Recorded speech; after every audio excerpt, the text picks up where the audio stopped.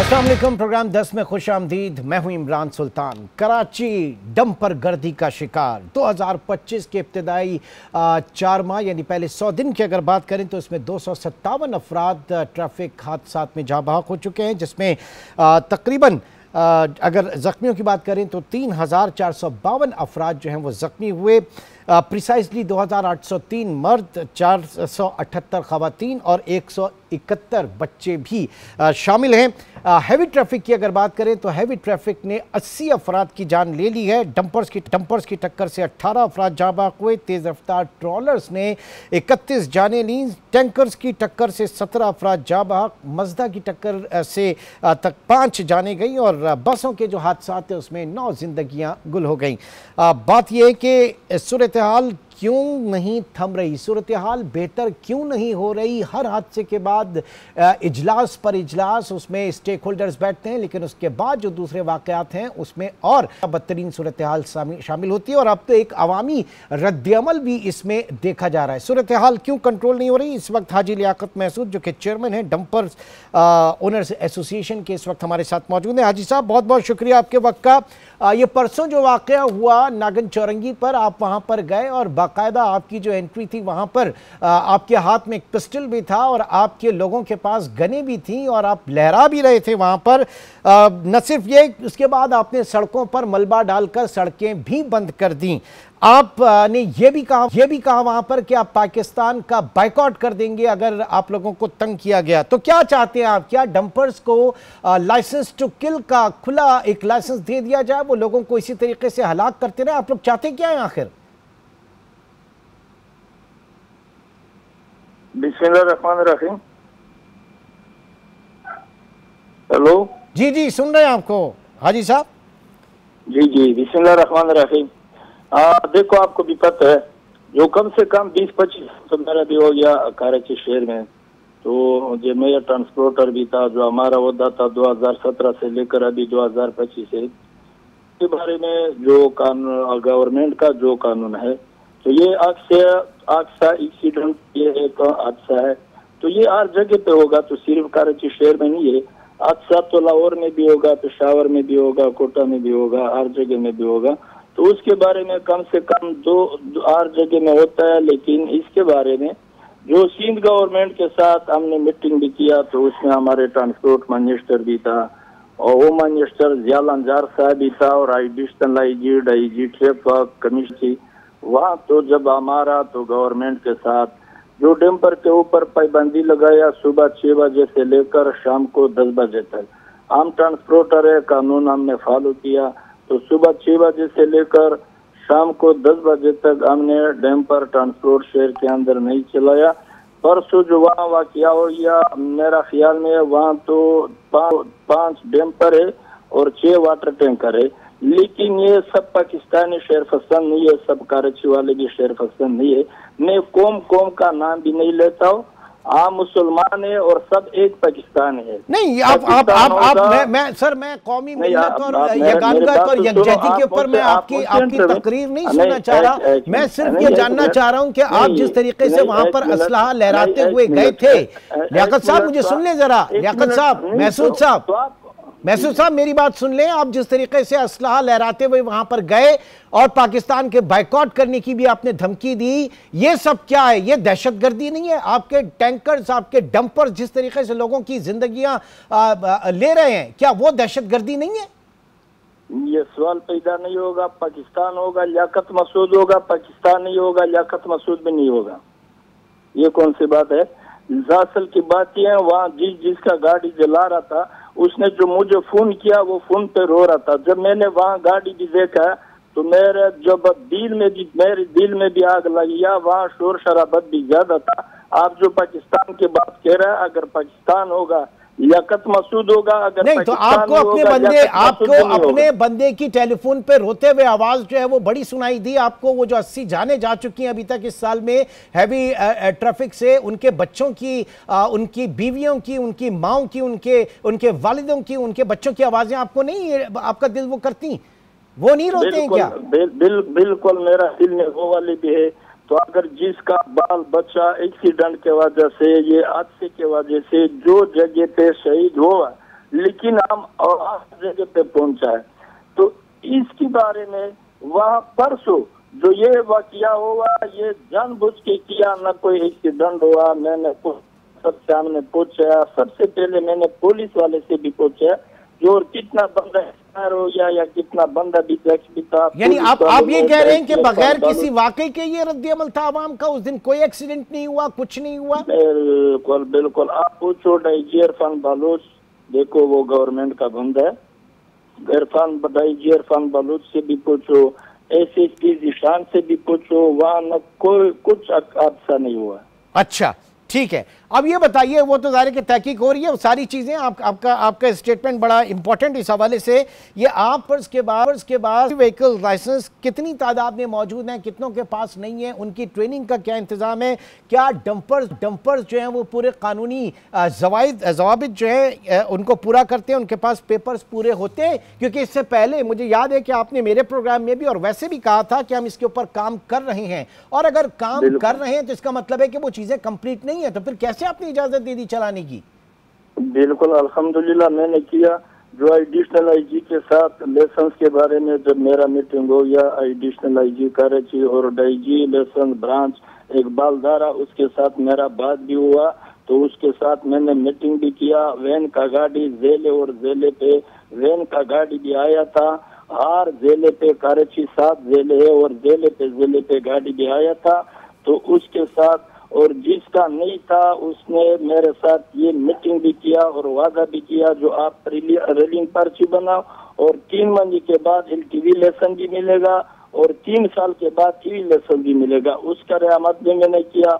और दूसरा कैमरे के बारे में, ट्रैगर के बारे में, उसने डाईजी ट्रैफिक कराची ने जो टाइम दिया इंशाल्लाह उसी टाइम तक कैमरे भी होगा, ट्रैगर भी होगा। ठीक है, ये सारी चीजों के साथ बहुत सारे जाहिर है कि हम भी मुसलमान हैं, आप भी मुसलमान हैं, इंशाल्लाह बिल्कुल। लेकिन वो उसी वक्त होता है कि जब हम कुछ अमली इकदामात भी करेंगे। जितने आपके इकदामात हैं इसके बाद भी सूरत हाल कंट्रोल में नहीं है मेरे भाई। क्यों? एक हादसा होता है उसके बाद ही तो रद्द अमल होता है ना। बिल्कुल, हम करते हैं। आप ट्रांसपोर्टर है, गवर्नमेंट का जो कानून है हम कानून फॉलो करते हैं। लेकिन सिंध गवर्नमेंट को मैं भी एक रिक्वेस्ट करता हूँ, जो रोड के बीच में पटवार है 50-50 फुट, 60-60 फुट, 70-70 फुट, लेकिन इतना नहीं होना चाहिए। अगर 5 फुट होगा, रोड में जगह और जगह पे खड्डे भी है, कोई जगह था जो उसमें रश भी ज्यादा था, उसमें सिग्नल भी नहीं है। गवर्नमेंट का जो कानून है वो कानून तो हम फॉलो कर सकते हैं। नहीं तो ये गवर्नमेंट का कौन सा कानून आपने फॉलो किया कि आप वहां पे पहुंचे, आपके हाथ में पिस्टल थी, आपके लोगों के हाथ में गन्स थी? ये गवर्नमेंट का कौन सा कानून है? ये कौन से कानून की पासदारी है? नहीं, ये सवाल भी पैदा नहीं हुआ। ये आजकल सोशल मीडिया का दौर है या नहीं, ये क्या मतलब, ये क्या एआई जनरेटेड थी सोशल मीडिया? क्या यार, आपके हाथ में पिस्टल है, आपके लोगों के पास असला है, ये क्या सोशल मीडिया पे ऐसी उड़ाई गई है? नहीं, मेरे पास एक गार्ड वाला है, एक गार्ड वाला। हाँ। वो मेरे पास है बकाया, मेरे पास वहाँ तो नहीं। आप दूसरी जो पाकिस्तान की बात कर रहे हैं, पाकिस्तान को मैं क्या बोल रहा, जो पाकिस्तान होगा लियाकत मसूद होगा, पाकिस्तान नहीं होगा लियाकत। नहीं तो आपने ये कहा कि हम बाइकआउट कर देंगे, पाकिस्तान का बाइकआउट कर देंगे, आपके अल्फाज है सर। नहीं, ये सवाल भी पैदा नहीं हुआ, ये कुछ पता मुझे भी नहीं। असल की बात ये, थोड़ा वहाँ मैं जज्बे पे आया था, लोग बहुत ज्यादा था, शोर शराबत भी बहुत ज्यादा था, इसीलिए कहते हैं ना जज्बात को जरा काबू में रखा करें महसूद साहब। इसीलिए कहते हैं कि जज्बात रफ्तार को, नहीं पाकिस्तान होगा लियाकत मसूद होगा, पाकिस्तान ही होगा लियाकत मसूद भी नहीं होगा। नहीं तो इस पाकिस्तान और लियाकत महसूद के दरमियान जो है मेरे भाई और भी पाकिस्तानी है। ये 3 करोड़ की पॉपुलेशन कराची की, वो भी पाकिस्तानी है, ऐसा कोई बात भी नहीं। लेकिन असल की बात ये, हमारी इज्जत जिल्लत आला के हाथ में और अपना मुल्क पाकिस्तान के हाथ में है। पाकिस्तान मेरा जान है और जान के लिए जान भी कुर्बान। पाकिस्तान होगा लियाकत मसूद होगा, पाकिस्तान नहीं होगा। मैं यही आपको समझाने की कोशिश कर रहा हूं मेरे भाई। लियाकत महसूद साहब के इस पाकिस्तान और लियाकत महसूद के दरमियान कराची की 2.5-3 करोड़ की आबादी भी है, जो इस वक्त आपके जेर अताब है। आपके टैंकर्स, आपके डंपर्स और आपकी हैवी व्हीकल्स जो है उनके जेर अताब है। बहुत बहुत शुक्रिया, हमारे साथ मौजूद थे इस वक्त महसूद साहब। और एक ब्रेक, और ब्रेक के बाद हम जानेंगे कि हुकूमत सिंध का और सिंध की दूसरी सियासी जमातों बिलखुसूस MQM का इसके ऊपर क्या मौक़िफ़ है। एक छोटे से ब्रेक के बाद इसके ऊपर हम बात करेंगे।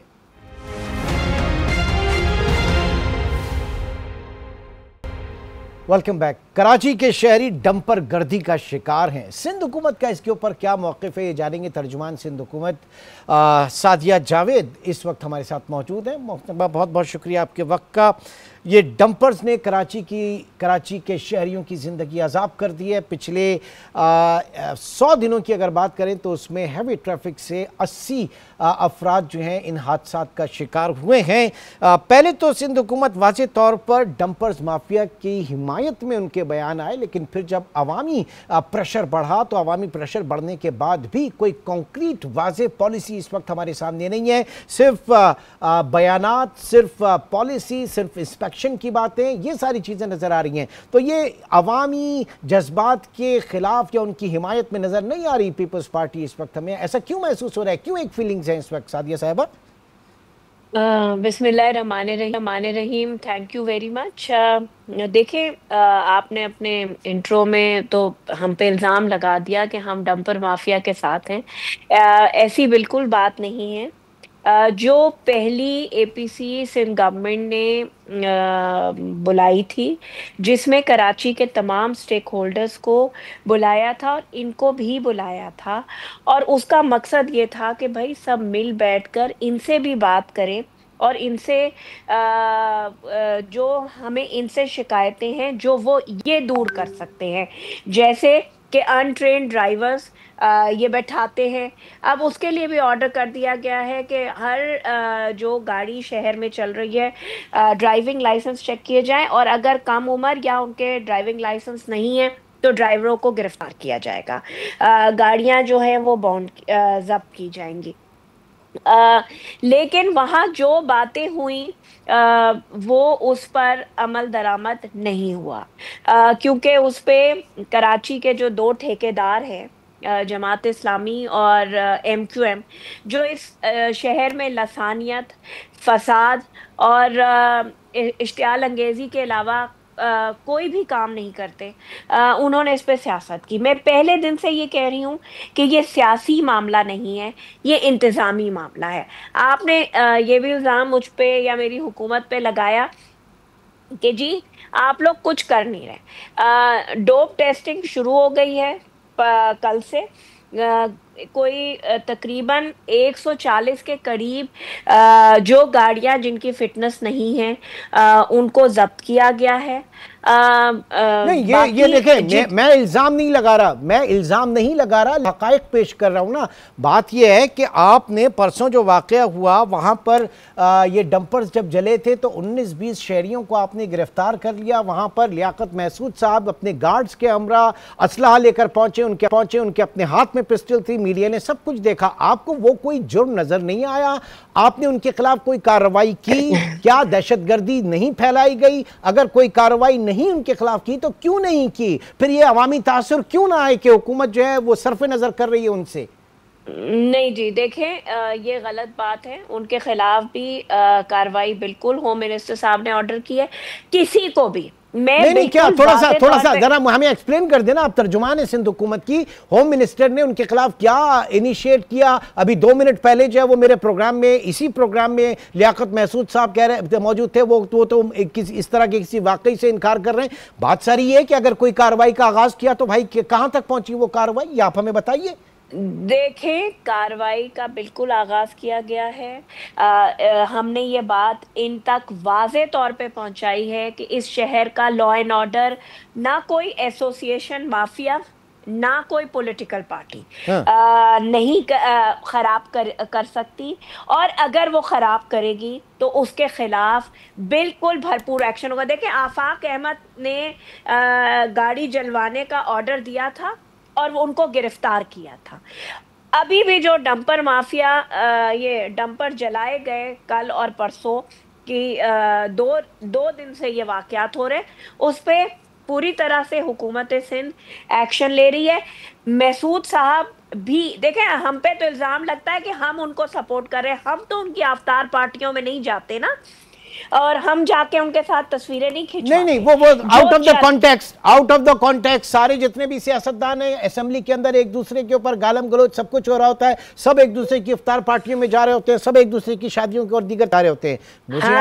जा रहे होते, लेकिन नहीं, आप तो ये जो महसूद साहब हैं, बिल्कुल ठीक है, अगर ये गलत काम करेंगे। महसूद साहब के लोगों ने ब्लॉक कर दिया, कचरा सारा सड़कों में डाल के ट्रैफिक ब्लॉक कर दिया।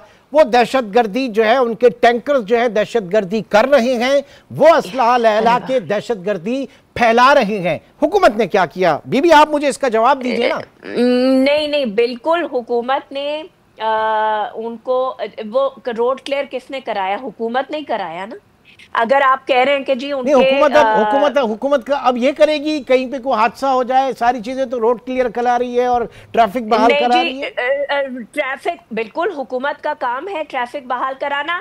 जिस कोई प्रिएम्प्टिव अप्रोच नहीं है कि ये हादसा ही ना हो, इस तरह के हालात ही ना हो। बीबी बिल्कुल इसीलिए सुल्तान साहब, जो 2 दिन पहले सीएम साहब ने मीटिंग की है, उस पे वाज़े तौर पे कहा गया है कि ये जितने डंपर्स हैं इनकी फिटनेस हमें चाहिए, वरना ये रोड पे कराची में नहीं चलेंगे।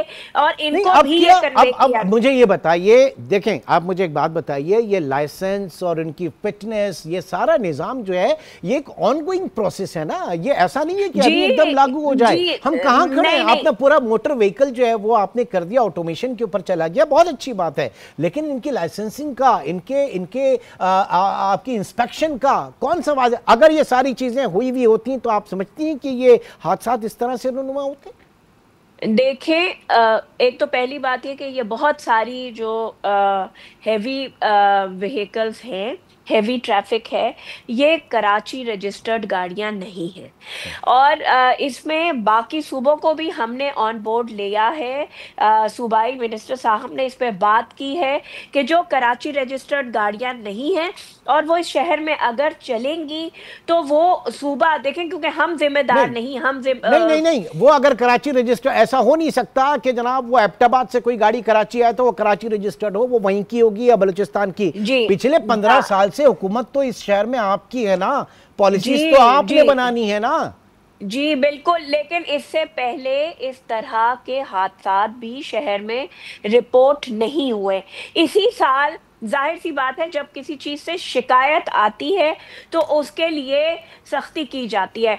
आपको मैं ये भी बताती चलूं कि सिंध गवर्नमेंट इस जगह तक है कि हम लॉ डिपार्टमेंट इस पे काम कर रहा है कि जो रेकलेस ड्राइविंग है, जिसकी वजह से कोई जख्मी हो जाए या खुदा ना खास्ता किसी का जी हमने उसको अप्रिशिएट किया। तो बीबी हमने उसको अपने प्रोग्राम्स में अप्रिशिएट किया कि सिंध गवर्नमेंट जो है उनकी माली मुआवनत करेगी इलाज के ऊपर, हमने बिल्कुल अप्रिशिएट किया। लेकिन नहीं, मैं दूसरी बात कर रही हूँ कि जो लोग रेकलेस ड्राइविंग करते हुए पाए जाएंगे उनके खिलाफ FIR होगी और नॉन बेलेबल ऑफेंस बनाया जाए, क्योंकि ये बहुत आसान होता है कि चले हुकूमत ने या पुलिस ने, ठीक है, चले, बड़ी अच्छी बात है, बहुत अच्छी बात है, वी अप्रिशिएट इट। ये पूरा शहर की सड़कें जो गाजा का इस वक्त मंजर पेश कर रही हैं, जगह जगह पर एक बहुत बड़ा एक वजह है कराची में सड़कों की जिस तरीके से तबाही है। इसके ऊपर क्या कर रहे हैं आप लोग? ये बहुत बड़ा मसला है कराची का। मेयर आपका है भाई। जो आप बिल्कुल ये बात सही कर रहे हैं कि कराची की सड़कों को पैच वर्क या सड़कें जो हैं टूट फूट का शिकार हुई हैं, उस पर सिंध गवर्नमेंट काम कर रही है। आप देखें ना, कल जो मेहरान डिपो है जहां से रेड बसेस निकलती हैं, सुई गैस ने पूरी रोड खोद दी। 21 बसें जो थी वो अंदर ब्लॉक हो गई, वो बाहर ही नहीं। जब पूछा गया सुई सदरन गैस से कि आपने पूरा रोड खोद दिया, आपने इन्फॉर्म किया था, तो वो कहते हैं जी हमने काम करना है डेवलपमेंट का। तो देखें, तो जी ये तो कोऑर्डिनेशन है फिर आपकी हुकूमत की इन इदारों के साथ, और क्या हम इसका रोना रोएं? ये कोऑर्डिनेशन है आप लोगों की। जी बिल्कुल, ये कोऑर्डिनेशन होनी चाहिए, लेकिन बगैर इत्तला के फेडरल इदारे शहर में खुदाई करते हैं, जिसका मेरा ख्याल से आपके कल के ही प्रोग्राम में मैं सुन रही थी कि मेयर कराची इस बारे में बात कर रहे थे कि हम रोड बना के आते हैं, रोड सीधी होती है और क्या नाम है, सुई सदरन गैस पहुंच जाती है कि जी शहर में खुदाई हो रही है और वो रोड खराब होती है। ये बहुत बहुत शुक्रिया सादिया जाट हमारे साथ मौजूद थी और अभी इन्हीं मामलात को लेकर चलेंगे जरा एमक्यूएम के कैंप में और leader of opposition Ali Khurshidi इस वक्त हमारे साथ मौजूद हैं। जी अली खुर्शीदी साहब, बहुत शुक्रिया आपके वक्त का। एक वक्त था भाई कि जब कराची में एमक्यूएम जो है हकीकी मानों में अवाम की तर्जुमानी करती थी, अवामी मसाइल के ऊपर बात करती थी। आज ये डंपर्स वाले मामलात हों, हैवी ट्रैफिक हादसात या सड़कों की बदतरीन सूरत हाल, एमक्यूएम बड़े रिवायती बयानात आप लोगों के सामने आते हैं और महज तकरीर तक महदूद रहते हैं। कोई एक प्रैक्टिकल अप्रोच वो दूसरे आ रहे हैं इस वक्त, लेकिन आप लोग नजर नहीं आ रहे। क्यों ये क्यों हालात तब्दील हो गए भाई? एक बहुत इंपॉर्टेंट इशू है और देखें जमहूरी मुआशरे में रहते हैं हम और जमहूरी मुआशरे में एक जमहूरी निज़ाम मौजूद है इस पाकिस्तान में और इस पाकिस्तान में जो जमहूरी फोरम होते हैं, मुत्तहिदा कौमी उम्मत पाकिस्तान एक जिम्मेदार सियासी जमात है और उन तमाम ऑप्शंस को एग्जॉस्ट कर रही है मुत्तहिदा।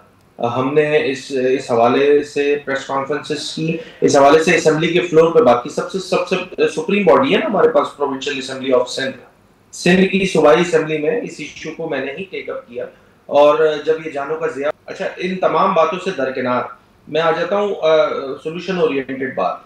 देखें ये एक हुकूमत कहती है ये एक इंतजामी मसला है, हम इसे एक इंसानी मसला समझते हैं। लोगों की जानें जा रही हैं, लोगों की जाने जाने में हमने सियासत नहीं की। हुकूमत की जानिब से एक ऑल पार्टीज कॉन्फ्रेंस भी टाइप की जो है वो बुलाई गई थी, उसमें मैं भी और फिर मुत्तहिदा कौमी पाकिस्तान का पूरा वक्त भी उसमें शामिल था, दीगर जमातों के लोग भी शामिल थे। वहां पे भी हमने यही बात की थी कि जनाब अगर ये इंतजामी मसला है तो फिर कमिश्नर आपका है, एसी आपका है, डीसी आपका है, इदारे आपके पास है, सूबाई हुकूमत आपके पास है, वज़ारत दाखिला आपके पास है, शहर का मेयर आपके पास है, आप इस मसले को हल करें। देखिए सोल्यूशन ओरिएंटेड बात इतनी सी है, इस चीज को समझना। उस एपीसी में सर, उस एपीसी में आप भी मौजूद थे, लेकिन वो इस्लामाबाद से फारूक सत्तार साहब आए, उन्होंने आके तकरीर की। लियाकत महसूद साहब, बिल्कुल मैं उसी का हवाला दे रहा हूं। लियाकत महसूद साहब भी वहां पर मौजूद थे। उनका ताल्लुक किस पार्टी से था? ये तो एपीसी थी ना, उनका ताल्लुक किस पार्टी था? मैं उसी पे आ रहा था। देखिए इस चीज को समझने की जरूरत है कि हुकूमत की जानिब से ये जो चालाकी की जा रही है ये किसी तौर एक्सेप्टेबल नहीं है। लोग बड़े बाशऊर हो गए, लोग समझदार हो गए। किसी एक फर्द को बिठा के स्टेक होल्डर बना के मुसल्लत कर देना उन जमातों पे जो कि पूरे पाकिस्तान, पूरे सिंध में जो है के पास सीट्स मौजूद हैं, ये भी किसी तौर मुनासिब अमल नहीं था। बहरकैफ हमने इस रेगुलराइजेशन और हमारे बैठ जाने से अगर ये मसला हल हो जाएगा तो हम इस पे भी चले गए कि ठीक है जी हम आपकी ये वाली बात भी मान लेते हैं। हम गए, हमने बात की, कराची वालों का मुकदमा पेश किया। मसला इतना सा है कि इस शहर में अगर टैंकर्स चल रहे हैं तो टैंकर्स इसलिए चल रहे हैं क्योंकि पीपल्स पार्टी की सूबाई जो हुकूमत है वो एक मुतासिब हुकूमत है। वो इस शहर कराची को, जो कि सूबाई दारुल खिलाफा है इस सूबे का, उसको पानी नहीं दे सकती है नलों में। ये है मसला। रही बात जो इंपोर्ट और एक्सपोर्ट और फिर ये कंटेनर चल रहे होते हैं, तो हमारा जो आपको बताऊं ये काम तो मुअज़्ज़म माशरों में रेलवे के थ्रू भी होता है ना। ये सारे कंटेनर्स ला के शहर पे मुसल्लत कर देना और शहर के रूट से होते हुए, और फिर उस रूट पे आपको पता है क्या सूरत हाल होती है कि घंटों घंटों ट्रैफिक जैम रहता है। इसका लॉन्ग टर्म सोल्यूशन ये है कि हुकूमत जो है, सूबाई हुकूमत होश के नाखुन ले, शहर कराची को पीने का पानी इनके नलों से प्रोवाइड करना शुरू करे। ये टैंकर्स खुद ब खुद बंद हो जाएंगे। ठीक।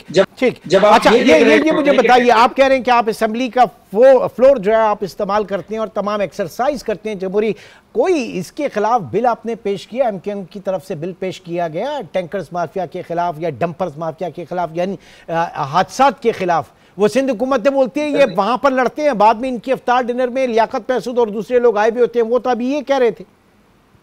मैं तो बहुत आसान अल्फाज में ये बात कह रहा हूं कि इस इशू को टेकअप अगर किसी जमात ने किया है तो वो मुत्तहिदा कौमी उम्मत पाकिस्तान है। मैंने खुद बजाते खुद जो है असेंबली के फ्लोर पे इस इशू को टेकअप किया, पहली बार। और दूसरी बात, मैंने रेगुलराइजेशन की बात की। नहीं, कोई बिल वगैरह पेश, सर आपकी तरफ से कोई बिल पेश किया गया? मैं उसके ऊपर बात कर रहा हूं। कानून मौजूद है, सुप्रीम सिंध हाई कोर्ट की इंस्ट्रक्शन मौजूद है कि दिन के औकात में डंपर्स नहीं चल सकते। उसके लिए कोई बिल की जरूरत नहीं है। उसके लिए एक चीज की जरूरत है, वो है नीयत। अगर नीयत ठीक होगी ये सारे मामलात ये जुम्बिश कलम ठीक हो सकते हैं। कमिश्नर कराची नोटिफिकेशन, अब नियतों का हाल तो अल्लाह बेहतर जानता है खुर्शीदी साहब, नियतों का हाल अल्लाह बेहतर जानता है, लेकिन इस हवाले से डंपर्स माफिया के खिलाफ वाज़ेह स्टैंड मुहाजिर कौमी मूवमेंट के आफाक अहमद ने लिया। उनके खिलाफ जो है मुकदमा भी हुआ, गिरफ्तारी भी हुई, और कल वो एक एहतजाजी रैली जो है वो भी निकाल रहे हैं। और मजे की बात है कि डिस्ट्रिक्ट सेंट्रल में वो रैली आएगी। कैसा लग रहा है आपको? मैं आपको मैं बहुत ईमानदारी से ये बात बताऊं, देखिए मैं फिर दोबारा रिपीट कर रहा हूं, जो फोरम्स हैं जहां जहां बात करनी थी वहां पर बात की गई है। और एजुकेशन वाली बात देखें, ये कसीरुल लिसान शहर है, ये इसमें जो है ना मतलब आपको बड़ा समझदारी के साथ समझदारी का मुजाहरा करते हुए स्टेटमेंट्स देने होते, वरना यहाँ पे लिसानी फसादात का भी खतरा है। सर 1985 16 अप्रैल 1985 बुशरा जैदी केस याद रखना चाहिए सबको। इस एक ट्रैफिक हादसे ने पूरे कराची की तारीख बदल दी थी। सर मैं आपसे ये गुजारिश कर रहा हूँ कि क्या ये शहर इस तरह के वाकयात का मुतामिल हो सकता है? बिल्कुल भी नहीं। आप अफोर्ड कर सकते हैं ये मामला?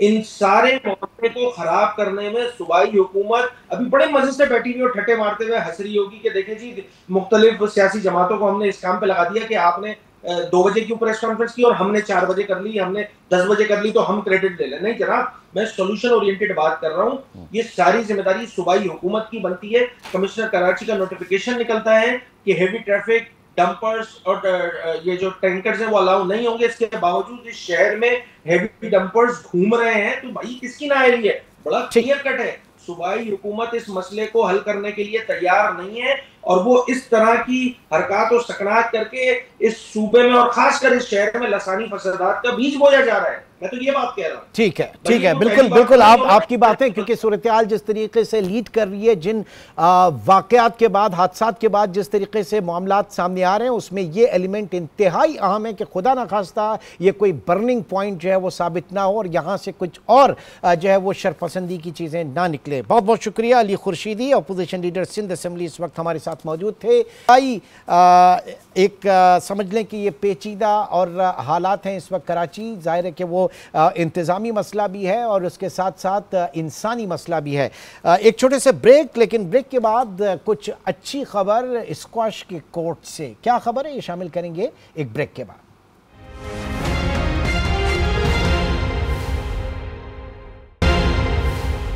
Welcome back. स्क्वाश के कोर्ट से पाकिस्तान के लिए बड़ी खबर। नूर जमान ने आलमी अंडर 23 स्क्वाश चैंपियनशिप जीत ली। नूर जमान जो कि लेजेंडरी स्क्वाश चैंपियन कमर जमान के पोते हैं, उन्होंने अपने मद्दे मुकाबिल मिस्र के करीमुल तुर्की को 3-2 से शिकस्त दी।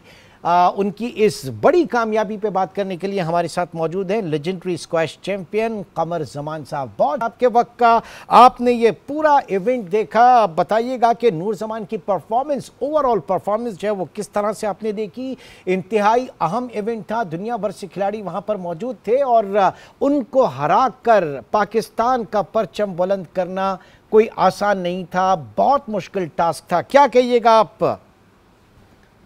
मैं समझता हूँ कि नूर जमान ने आज जो गेम खेली है और पाकिस्तान के लिए वर्ल्ड स्क्वाश टाइटल अंडर 23 का जीता है। आपको पता है कि इजिप्शियंस की बड़ी ख्वाहिश थी कि उन्होंने लेडीज़ भी जीती है और ये मर्दों का इवेंट भी वो जीतना मांगते थे, उसके लिए उन्होंने बड़ी तैयारी की हुई थी। दुनिया के इसमें तकरीबन 16 कंट्री से ज़्यादा इसमें लोगों ने इसमें हिस्सा लिया और हर एक की ये कोशिश थी। नूर जमान ने शुरू से ही, आपको देखें, उन्होंने बरतानिया के प्लेयर को हराया, फिर फ्रांस के प्लेयर को हराया, इजिप्ट के 2 प्लेयरों को उसने हराया। फाइनल मुकाबला उसका बहुत सख्त मुकाबला था।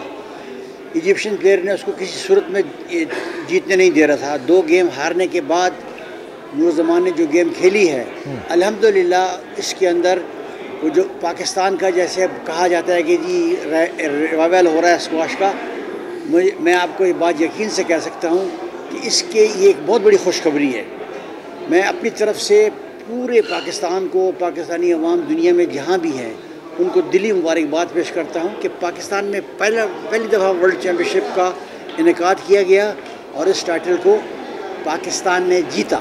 और नूर जमान की जो गेम है उसने बहुत मेहनत की थी। इससे पहले वो इंग्लैंड में एक टूर्नामेंट एक हफ़्ता पहले जीत करके आया था, उसको भी कॉन्फिडेंस था, लेकिन हमने उसको बहुत चीज़ें बताई हैं, लेकिन ये एक लर्निंग पॉइंट है। उसकी पूरी टीम है, पूरे पाकिस्तान स्क्वाश फेडरेशन को मुबारकबाद पेश करता हूँ कि उनकी भी यही कोशिशें, एकेडमी बनाई जा रही हैं कि स्क्वाश जो है उसका रिवाइवल हो। और यकीनन सर, अब बात यह है कि उनके साथ आपका नाम भी जुड़ा है, तो शानदार परफॉर्मेंस पर वो जो आपकी लेगेसी है, अब हम वो एक्सपेक्ट कर रहे हैं। पाकिस्तानी चाहते हैं कि जनाब वो वर्ल्ड चैंपियनशिप और ब्रिटिश ओपन जो टाइटल होगा वो भी पाकिस्तान लेके आए, इसी तरह की उनसे उम्मीदें वाबस्ता हैं। तो आपको पर्सनली कितना पोटेंशियल नज़र आता है नूर जमान के अंदर, और दीगर जो पाकिस्तानी खिलाड़ी हैं उनके अंदर कितना पोटेंशियल आप देखते हैं? मैं समझता हूँ जैसे कि अल्हम्दुलिल्लाह मैंने पाकिस्तान के लिए पहली मरतबा 1975 में वर्ल्ड टाइटल जीता, जबकि पाकिस्तान 13 साल से हार रहा था। उसके बाद मैं मुसलसल 3 साल वर्ल्ड नंबर 1 रहा हूँ, 11 साल मैंने वर्ल्ड नंबर 2 की पोजीशन और मैं तकरीबन ओवर 100 इंटरनेशनल इवेंट दुनिया के मैंने जीते हैं, ऑस्ट्रेलिया, अमेरिका, कनाडा, जहाँ जहाँ स्क्वाश होती है। और अब मैं पाकिस्तान स्क्वाश फेडरेशन में एज ए वाइस प्रेसिडेंट हूँ। खैबर पख्तूनख्वा में जहाँ पर हूँ वहाँ पर मैं चेयरमैन हूँ स्क्वाश का। आप यकीन करें कि नूरजमान के गेम में अल्लाह ताला ने बहुत टैलेंट रखा हुआ है, लेकिन उसको निखारना है, उसके लिए मेहनत करनी है। पूरी टीम उसके लिए कोशिश कर रही है, उसने ख़ुद बहुत मेहनत की है। अगर वो 1 साल ईमानदारी से ट्रेनिंग कर ले, 3 से 4 घंटे डेली करे, मैं आपको यकीन से कह सकता हूँ ये बात कि ब्रिटिश ओपन, वर्ल्ड ओपन इंशाअल्लाह ताला, बल्कि ओलंपिक जो आने वाली है उसका गोल्ड मेडल भी इंशाअल्लाह ताला नूरजमान जीत कर लाएगा। यानी इंशाअल्लाह ताला हम देखेंगे कि ताबनाक माजी के बाद स्क्वाश के मैदान में एक रोशन मुस्तकबिल जो है वो भी हमें नज़र आ रहा है। बहुत बहुत शुक्रिया, हमारे साथ कमर जमान साहब मौजूद थे, आपका बहुत शुक्रिया। नाज़रीन, आज के प्रोग्राम से इतना ही, इंशाअल्लाह आपसे कल मुलाकात होगी। अपना बहुत ख्याल रखिएगा। अल्लाह हाफ़िज़।